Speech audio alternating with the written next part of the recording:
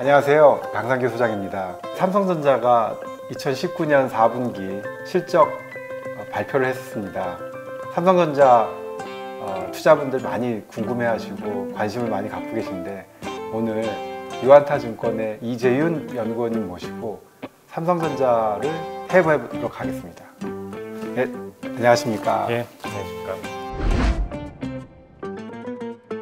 일단은 그 전체적인 실적이 예상보다 잘 나온 거는 뭐 다른 요인이 있다기보다 일회성 이익이 좀 반영된 게 있다고 좀 생각을 하시면 될 것 같습니다. 일회성 이익이라는 게 기억하시는지 모르겠는데 지난 1년에서 한 2년 동안 삼성전자가 D램에서 그 메모리 반도체에서 신규 공정을 도입하는 데 있어서 가장 항상 먼저 하잖아요. 신규 공정을 먼저 하는데 거기에 있어서 좀 불량 이슈가 몇 차례 있었습니다. D램 쪽에서 그 불량 이슈가 있어서 그거에 대한 충당금을 쌓았던 게 이제 불량 이슈가 다 해소가 되면서 이제 충당금이 환입되는 그런 이익도 있었고, 그리고 이제 올해 들어서 그 삼성전자의 그 성과급, 특별 성과급이 하향 조정됐습니다. 그래서 그 성과급에 대한 충당금도 역시 이제 상반기에 잡아놨던 게 이제 환입되고 있는 그런 상황이라서 그 두 가지 요인으로 좀 추산을 해볼 수가 있는 것 같습니다. 그러면 투자자들은 전체적으로 전체 그 이익이 기대보다, 그러니까 시장 컨센서스보다 더 높아서 좋아했었는데, 예. 이 연구원님 말씀대로 세부 사항을 봤더니 예. 일회성 그죠. 항목이 예를 들면 충당금 설정해놨던 걸 환입했던가 그런 이유 때문에 이익이 좀 늘었다고 하면 좋은 소식은 아닌 것 같은데요. 그렇죠. 근데 이제 주식은 언제든지 이제 그 미래를 선반영하는 그 특징을 갖고 있잖아요. 그래서 이게 실제로 4분기 실적이 좋아서 작년에 이렇게 주가가 좋았던 건 아니고요. 가장 컸던 거는 이제 2019년도 내내 이제 D램 가격 하락이 굉장히 심했는데, D램 가격 하락폭이 하반기 들어서 좀 완화가 되고, 이제는 2020년도 되면은 D램 가격이 반등할 수 있겠다라는 그런 기대감이 먼저 선반영되는 그런 상황이었다고 보시면 될 것 같고, 이게 올해 같은 경우에는 실제로 작년에 기대했던 그런 D램 가격 반등이 언제 얼만큼 나오는지 그런 것들을 이제 좀 확인해 가면서 주가가 추가로 더 상승할 수 있지 않을까 이렇게 기대를 하고 있습니다.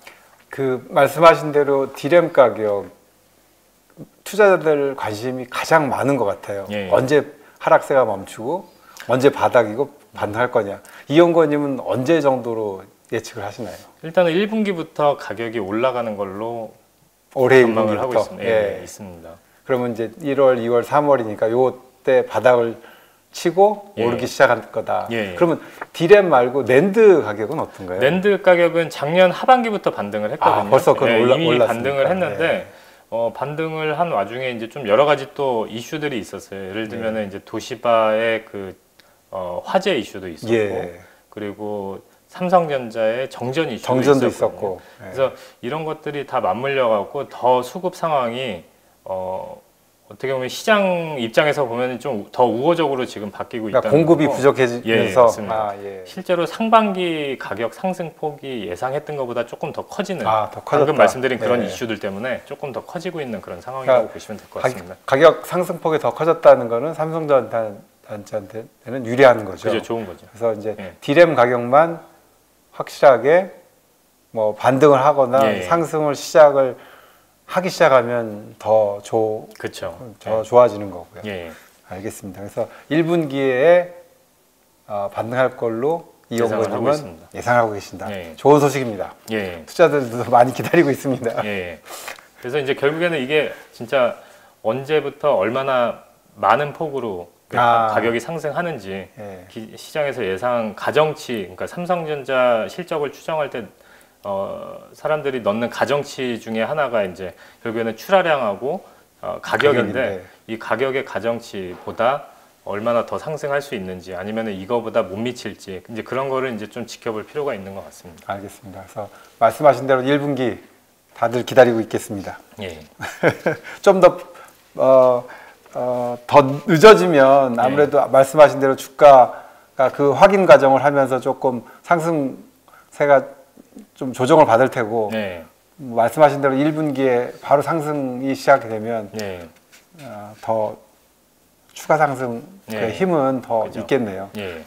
근데 이제 지금 삼성전자 실적에 대해서 말씀해 주셨는데 불행하게도 그 신종 코로나 바이러스가 중국에서 터지면서 전체적으로 글로벌 증시도 가라앉고 우리나라 증시도 지금 많이 내려앉았잖아요. 예. 뭐 당연히 삼성전자도 주가가 그 때문에 많이 떨어져서 6만 원 위에 거래되던 게 지금 6만 원 밑으로 떨어졌고.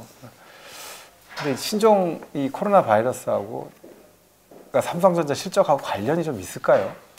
뭐 직접적으로 이렇게 떠올릴 수 있는 거는 없는데 실제로 이게 장기화가 되면은 지금 실제로 이게 터지고 나서 이제 중국 내에서 네. 여러 뭐 제조업이건 뭐 모든 업종이 다 지금 뭐 근무를 정상적으로 못 하고 있는 그런 올수업이니까 근무를 못 하고 있는 상황이거든요. 그렇게 되면은 전반적으로 그냥 중국에서 발생하던 IT가 됐든 화장품이 됐든 수요가 둔화될 수 있는 그런 요인이 된다고 보면은 글로벌 IT 수요에서 중국이 한 30% 정도 차지하고 있는데 그쪽에서 좀 차질이 나올 가능성은 분명히 있기는 있습니다. 근데 이게 얼마나 장기화될지를 좀 봐야 되는 문제라서 이거에 대해서는 이 기간에 대해서는 예측을 할 수가 없잖아요. 그래서 요거를 뭐 과거에 뭐 그런 뭐 사스나 메르스나 이런 거 사례로 봤을 때 이게 뭐 일단락 된다는 그러니까 뭐 기간이 뭐 한 달이 더 길지 아니면 한 달이 더 짧을지 이제 그런 문제인 것 같거든요. 네. 그래서 일단락 된다고 가정을 한다고 하면은 이런 그 조정 기간이 좀 어떻게 보면 좀 오히려 잠재적인 투자자들 입장에서는 좀 기회가 될 수 있지 않을까 그렇게 생각을 하고 있고. 근데 지금 이제 수요 쪽에서 말씀을 드렸고 또 양면성이 있는 것 같습니다. 삼성전자 입장에서 봤을 때 중국의 코로나 이슈는 양면성이 있다. 지금 수요 쪽에서는 이런 안 좋은 네거티브 영향이 있을 수 있고 공급 쪽에서 보면은 지금 삼성전자나 SK 하이닉스의 잠재적인 리스크 요인이 이제 중국의 반도체 굴기거든요. 네.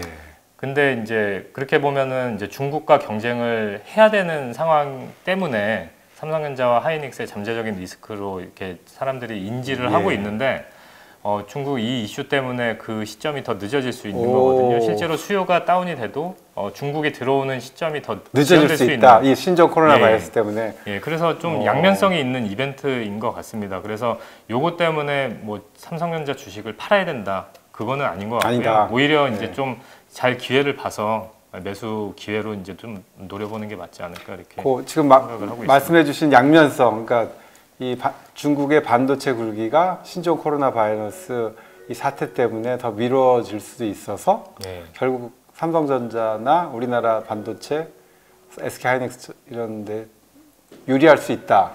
그거 재밌는 코멘트시네요.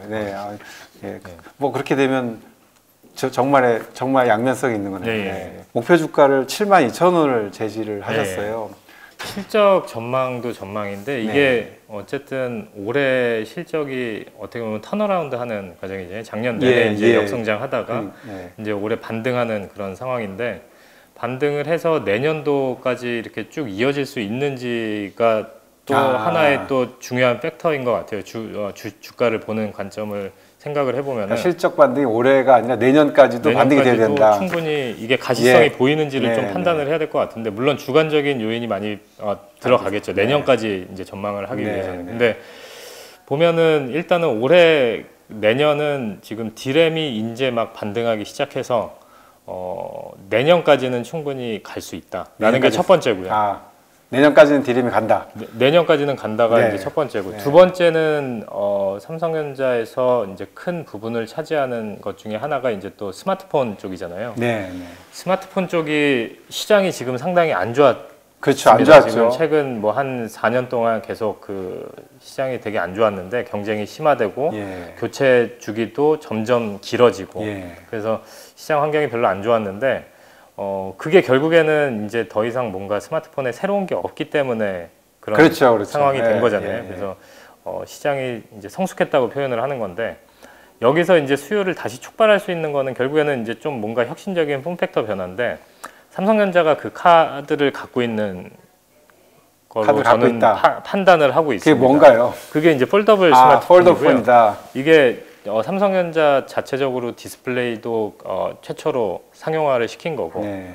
IM 사업부가 그 삼성 디스플레이로부터 이 폴더블 디스플레이를 사서 이제 출시를 한 거잖아요. 갤럭시 폴드를 출시를 했는데 물론 처음에 출시했을 때는 뭐 여러 가지 뭐 이슈가 있어서 뭐 지연되고 네. 뭐 그런 문제들이 잡음이 좀 있었죠. 잡음이 네. 있었는데 결국에는 정상적으로 출시가 돼서 이제 좀 시장에서 반응이 상당히 좋은 것 같습니다. 있었고.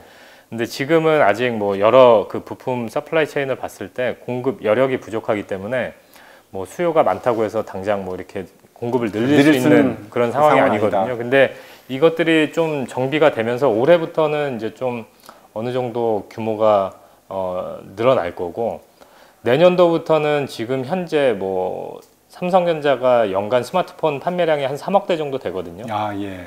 3억 대 정도 되는데 그 중에서 하이엔드 스마트폰이라고 하면은 이제 갤럭시 S나 S3죠. 갤럭시 노트 예. 이 두 가지잖아요. 이거를 연간으로 봤을 때 한 4천만 대에서 한 5천만 대 정도 됩니다.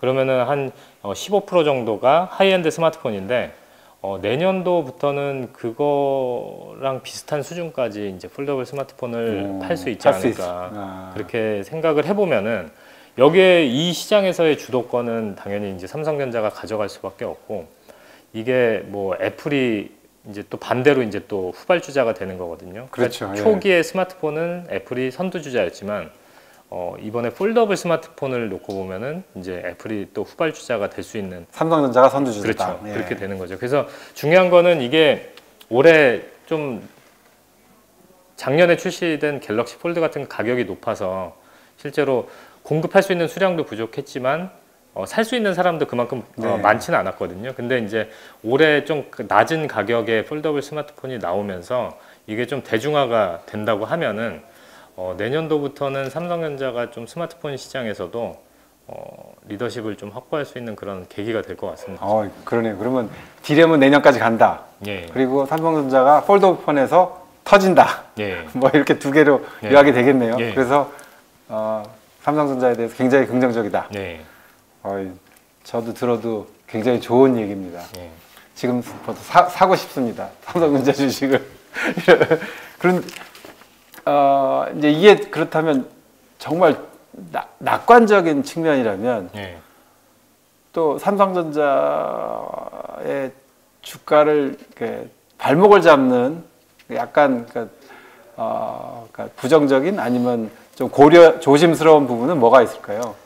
일단은 삼성전자 TV 쪽이 이제 좀 전략을 잘 들여다봐야 될 것 같은데 이게 작년 상반기까지만 해도 LG전자가 고가 TV 시장에서 상당히 점유율을 많이 가져가는 그런 상황이었는데 작년 하반기부터 이제 삼성전자가 이제 좀 단가를 내리면서 점유율을 다시 이제 고가 TV 시장에서 가져오기 시작했거든요. 그러면서 실적도 기존에 봤던 숫자보다 더 잘 나오는 그런 상황이었고 그래서 작년 4분기 실적에서도 CE사업부가 삼성전자 CE사업부가 원래 시장에서 봤던 영업이익 규모가 7천억 정도 됐는데 이게 8천억이 넘어간 걸로 발표가 됐습니다. 그래서 그런 식으로 하고 있는데 이게 지금 TV 쪽에서 디스플레이를 어떻게 좀 바꾸려고 하는 그런 시도를 하고 있는 거잖아요. 그래서 작년부터 이제 투자가 시작된 게 LG전자가 하고 있는 OLED 관련된 그런 투자를 하고 있거든요. 그래서 과거에는 이제 OLED TV를 안 하는 전략이었는데 작년 상반기까지의 그런 점유율이 흔들리는 그런 경험을 바탕으로 다시 이제 좀 OLED 시장에 진입을 하기 위해서 준비를 하고 있는 그런 상황인 것 같습니다. 그래서 명칭은 이제 퀀텀닷 소재를 써서 QD OLED라고 표현을 해서 이제 투자를 하고 있는데 이게 2021년도에 이제 제품이 본격적으로 양산이 되는 걸로 지금 계획이 잡혀 있습니다. 근데 제가 생각했을 때는 이게 삼성전자 내부적으로 QD OLED TV를 QD OLED TV 투자가 시작이 됐는데 이거는 디스플레이 쪽에서 지금 투자를 하고 있는 거잖아요. 근데 이제 삼성전자의 VD 사업부, 그러니까 TV 사업 그 팀에서는 거기서는 지금 계속 언론에서 보시면 아시겠지만 마이크로 LED TV를 계속 얘기를 하고 예. 있습니다. 그래서 과거에 못 볼 수 없었던 그런 약간 좀 그 부서 간의 그런 또 그런 게 있나 예, 보죠. 좀 의견 차이가 예, 의견 좀 차이 나타난다는 거죠. 그래서 TV 사업을 직접 하고 있는 VD 사업부는 이제 마이크로 LED라는 걸로 이제 좀 차세대 제품을 내고 싶어 하는 거고, 디스플레이 사업 같은 경우에는 QD OLED로 이제 좀 어떻게 좀 돌파구를 마련해 돌파구를 마련해 보고 싶은 그런 입장인 것 같습니다. 그래서 좀 전략이 이렇게 좀 한 방향으로 이렇게 간다는 느낌이 안 들어서, 이게 일단은 올해까지는 아직은 그동안에 이제 LG전자가 그 OLED TV에서 가격을 많이 높은 가격에 많이 팔았기 때문에 삼성전자가 이제 좀 치고 들어갈 수 있는 룸이 아직은 남아 있는 것 같고, 거기다가 이제 QD OLED TV가 내년도에 나온다고 하면 올해까지는 계속 밀어내기 식으로 그렇게 할 거거든요. 그렇게 보면은 올해까지는 좀 실적이 좀 가시성이 보이는데, 내년부터는 조금 어떤 상황이 벌어질지에 대해서 약간 좀 불확실성을 생각할 수밖에 없는 것 같습니다. 알겠습니다. 디스플레이 부분은 어떤가요? 삼성전자가 올해 뭐 반도체 쪽은 투자를 안 한다는 스탠스를 계속 고수하고 있거든요. 그러니까 가능한 한 안 하겠다는 그런 스탠스인 거고, 당연히 이제 수요가 예상보다 좋으면은 거기에 맞춰서 투자는 하겠지만, 그렇지 않으면은 그냥 투자를 안 하는 쪽으로 계속 스탠스를 가져가고 있습니다. 그래서 삼성전자가 투자를 지금 할 수 있는 부분이, 공격적으로 할 수 있는 부분이 그 반도체 쪽에서는 메모리가 아닌 비메모리 반도체 쪽에 좀 공격적으로 투자를 해야 되는 거고, 왜냐하면 이거는 상대적으로 경쟁 여류에 있거든요. 그래서 이거는 공격적으로 투자를 해서 좀 돌파구를 찾아야 되는 것 같고, 그리고 두 번째는 중소형 플렉서블 OLED 디스플레이 쪽에 좀 투자를 공격적으로 해야 내년도에 진짜 매스 모델이 나올 때 이제 좀 잘 리더십을 가져갈 수 있는 거거든요. 왜냐하면은 지금 중국 디스플레이 업체들도 폴더블 디스플레이를 계속 만들고 있기 때문에 있으니까. 지금 현재로서는 당연히 그 품질 격차가 엄청나게 크죠. 근데 이제 열심히 중국 업체들도 만들고 있기 때문에, 이것도 뭐 과거에 뭐 LCD도 그랬고, OLED 대형 OLED도 그렇고, 중소형 OLED도 그렇고, 이제 중국 업체들이 진입을 해서 결국에는 시간 싸움이거든요. 시간이 지나면 따라오게 되니까. 그렇게 되니까 한 해라도 더 빨리 이렇게 치고 나가는 게 맞다고 보고 있습니다. 적어도 지금 전방에서 소비자들이 이 폴더블 스마트폰을 원할 때는 이거를 좀 빨리 치고 나가는 게 맞다고 보거든요. 그래서 이쪽에 좀 공격적으로 투자를 하면서 내년도에 좀 그 방향성을 제대로 잡을 수 있지 않을까, 이렇게 좀 기대를 해볼 수 있는 그런 부분 중에 하나인 것 같습니다. 예, 오늘 유안타증권 이재윤 연구원님 모시고 삼성전자에 대해서 해부해봤습니다. 좋은 의견을 많이 주셨습니다. 듣는 저도 들으면서 주식을 사볼만 하겠다는 생각이 들었습니다. 솔직하게 말씀드리면 아주 좋은 시간이었습니다. 여러분도 많은 참고가 되셨기를 진심으로 바랍니다. 오늘 이재용 원님 말씀 대단히 감사합니다. 네, 감사합니다. 고맙습니다. 네.